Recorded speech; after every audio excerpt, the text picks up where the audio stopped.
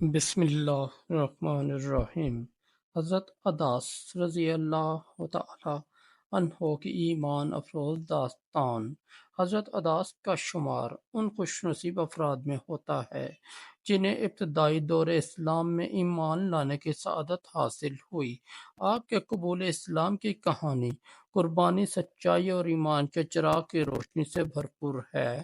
یہ داستان ہمیں اللہ کی ہدایت کی اہمیت اور نبی کریم صلی اللہ علیہ وآلہ وسلم کے اخلاق کی گہرائی کا احساس دلاتی ہے۔ تعارف: حضرت عداس کا تعلق نینوا، موجودہ عراق کے ایک عیسائی خاندان سے تھا۔ آپ اپنی جوانی میں نیک سیرت اور صداقت کے علمبردار تھے۔ آپ ایک عرب سردار عتبہ بن ربیعہ کے غلام تھے اور طائف کے علاقے میں رہائش پذیر تھے۔ عداس اپنی طبیعت میں سچائی اور خیر کے متلاشی تھے اور یہی جستجو انہیں نبی کریم صلی اللہ علیہ وآلہ وسلم کے قریب لے آئی۔ نبی کریم صلی اللہ علیہ وآلہ وسلم کا طائف کا سفر۔ نبی کریم صلی اللہ علیہ وآلہ وسلم نے جب مکہ مکرمہ میں کفار کی جانب سے شدید مخالفت اور ظلم و ستم کا سامنا کیا تو آپ صلی اللہ علیہ وآلہ وسلم نے اسلام کی دعوت کو پھیلانے کے لیے طائف کا سفر کیا۔ آپ کو امید تھی کہ وہاں کے لوگ اسلام کی روشنی قبول کریں گے، مگر طائف کے سرداروں نے آپ کی دعوت کو نہ صرف ٹھکرا دیا بلکہ آپ پر ظلم کرنے کے لیے اوباشوں کو اکسایا۔ طائف کے لوگوں نے نبی کریم صلی اللہ علیہ وآلہ وسلم پر پتھر برسائے جس سے آپ کے قدم مبارک زخمی ہو گئے۔ یہ منظر زمین و آسمان کے لیے ایک المیہ تھا۔ فرشتوں نے اللہ کے حکم سے آپ کی مدد کی پیشکش کی، لیکن نبی کریم صلی اللہ علیہ وآلہ وسلم نے رحمت کا مظاہرہ کرتے ہوئے ان کے لیے دعا کی ہدایت کی۔ اس حالت میں آپ طائف سے نکل کر ایک باغ میں آرام کے لیے رکے جو عتبہ اور شیبہ بن ربیعہ کی ملکیت تھا۔ باغ میں آرام اور عداس سے ملاقات۔ عتبہ اور شیبہ نے اپنے غلام عداس کو نبی کریم صلی اللہ علیہ وآلہ وسلم کے لیے انگور پیش کرنے بھیجا۔ حضرت عداس نے جب نبی کریم صلی اللہ علیہ وآلہ وسلم کو انگور پیش کیے تو آپ نے بسم اللہ کہہ کر کھانا شروع کیا۔ یہ سن کر حضرت عداس حیران ہوئے کیونکہ آپ اس وقت عرب میں یہ الفاظ استعمال نہیں کیے جاتے تھے۔ عداس نے پوچھا، یہ الفاظ آپ کہاں سے لائے؟ نبی کریم صلی اللہ علیہ وآلہ وسلم نے فرمایا، یہ میرے رب کے الفاظ ہیں جو رب العالمین ہے۔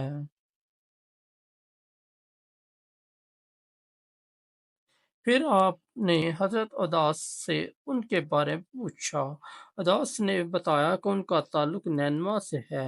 نبی کریم صلی اللہ علیہ وآلہ وسلم نے فرمایا، یہ تو حضرت یونس کا شہر ہے جو اللہ کے نبی تھے۔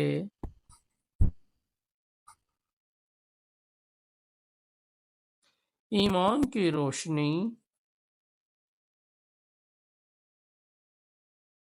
یہ سن کر حضرت عداس حیران رہ گئے اور کہا، آپ یونس کے بارے میں کیسے جانتے ہیں؟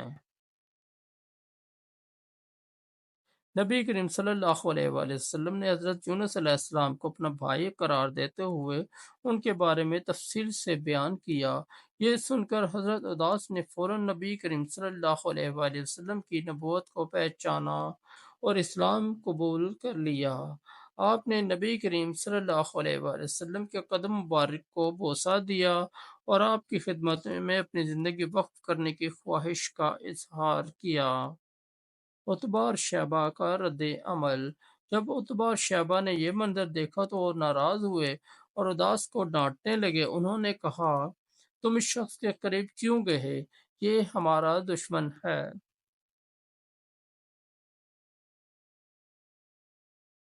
لیکن حضرت عداس اپنے ایمان پر ثابت قدم رہے اور کہا،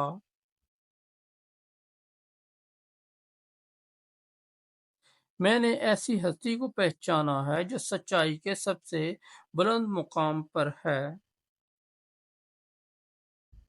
نبی کریم صلی اللہ علیہ وآلہ وسلم کی دعا۔ نبی کریم صلی اللہ علیہ وآلہ وسلم نے طائف میں پیش آنے والے واقعات کے بعد اللہ تعالیٰ کے حضور عاجزانہ دعا کی۔ اے اللہ، اگر تو مجھ سے ناراض نہیں تو مجھے کوئی پرواہ نہیں، مگر تیری رحمت میرے لیے زیادہ ضروری ہے۔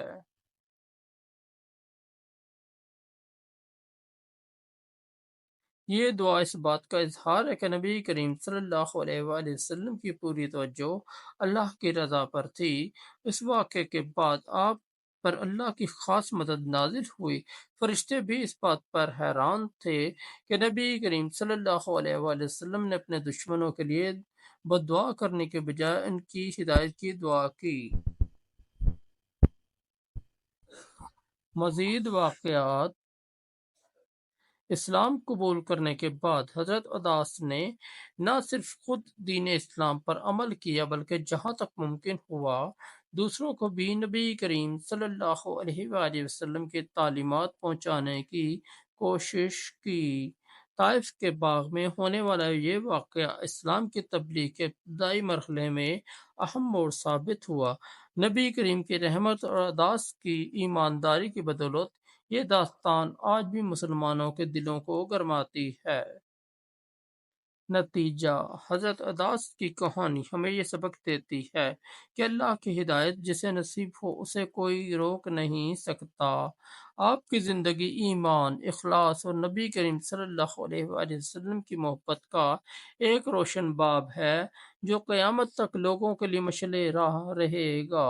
یہ واقعہ اس بات کا عملی ثبوت ہے کہ نبی کریم کے اخلاق اور بات چیت کا انداز دلوں کو بدلنے کی طاقت رکھتا ہے۔ دوستو، اگر آپ کو ہماری سٹوری اچھی لگی تو ہمارے اس چینل کو سبسکرائب کر دیں، اس ویڈیو کو لائک اور دوستوں کے ساتھ شیئر کر دیں، اور ہمارا دوسرا چینل ہے داستان حق، اس پر بھی وزٹ کریں، اس پر آپ کو بہت اچھی اسلامی سٹوریاں ملیں گی۔